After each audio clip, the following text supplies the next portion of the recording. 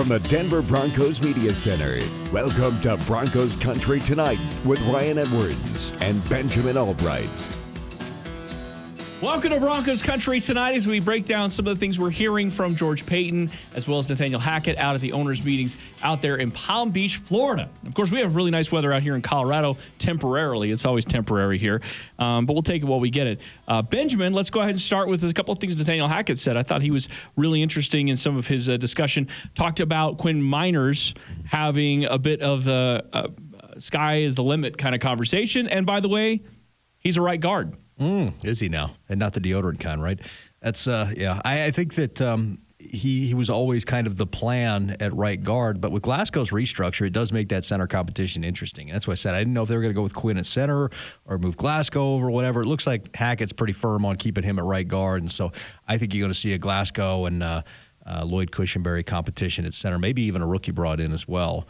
Well, and then George Paton was asked about Billy Turner, and he talked about his versatility up and down the entire offensive line. Same thing with Tom Compton. So really what the Broncos have done, in essence, here as we start on the offensive line, is they've given themselves a lot of options.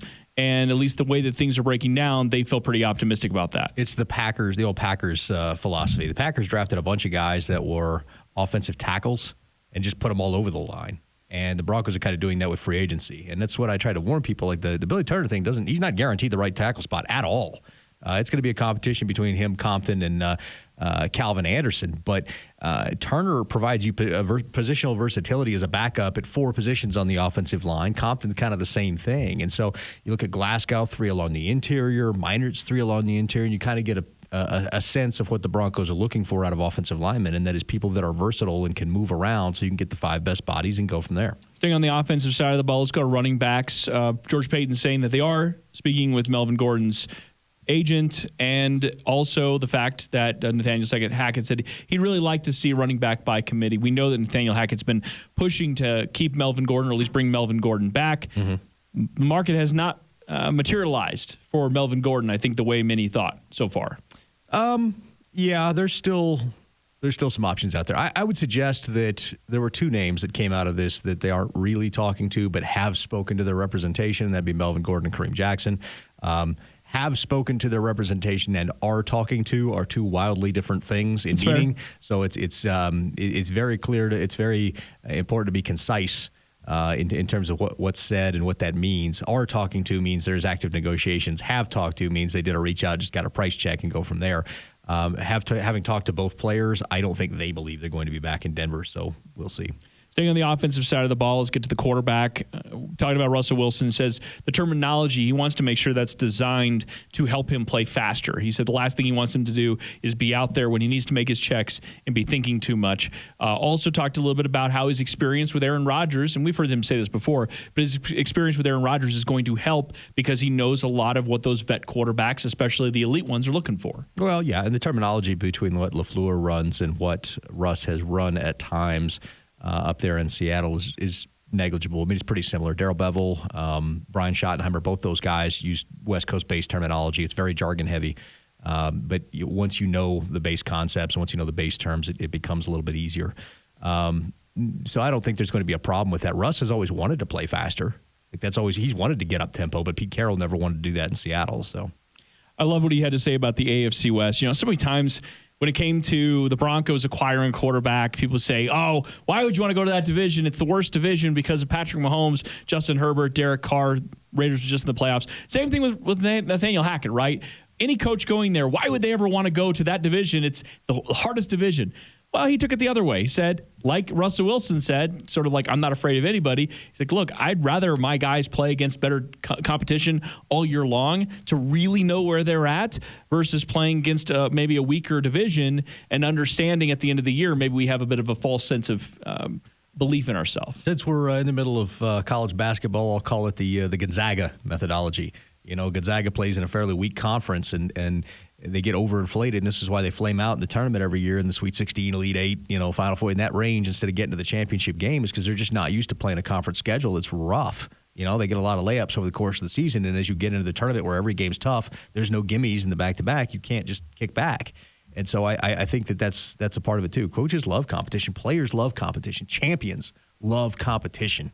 And avoiding going to a division with a great quarterback. That's not competing. That's trying to coast and sneak in. That shows a lack of confidence in your own abilities. Agreed. And so this narrative that's been out there, and listen, I also could go to the other side and say whether maybe they're talking themselves into this, but I don't really believe that. I think these guys are all competitors. I think they all believe that they are the best at what they do.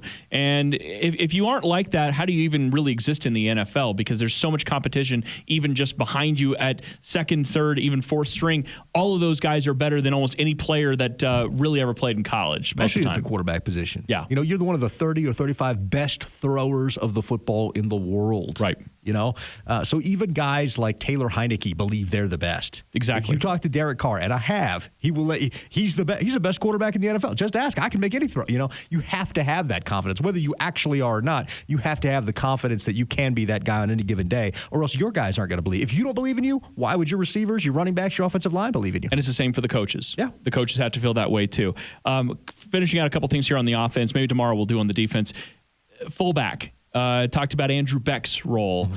And it was a really interesting answer. I don't have it in front of me here, but he talked about how it changes a little bit of the way the defense has to play you when you have a fullback out there. Mm-hmm. And he said the options you have with the fullback, whether it is in the passing game, it's in the running game, it's the blocking. He said it just makes you so multiple there with the fullback on the field. I haven't heard a coach talk glowingly about the fullback in a while, so I found it kind of refreshing. Amazing how that's become back in vogue now. Yeah, and Nathaniel Hackett does like the fullback. He used a fullback when he was running in Buffalo, when they were in Jacksonville, and they used a fullback or varying shades of a fullback at times in Green Bay. So I don't think that we're going to be a fullbackless offense this year. No, it doesn't certainly seem like that. Final couple things here.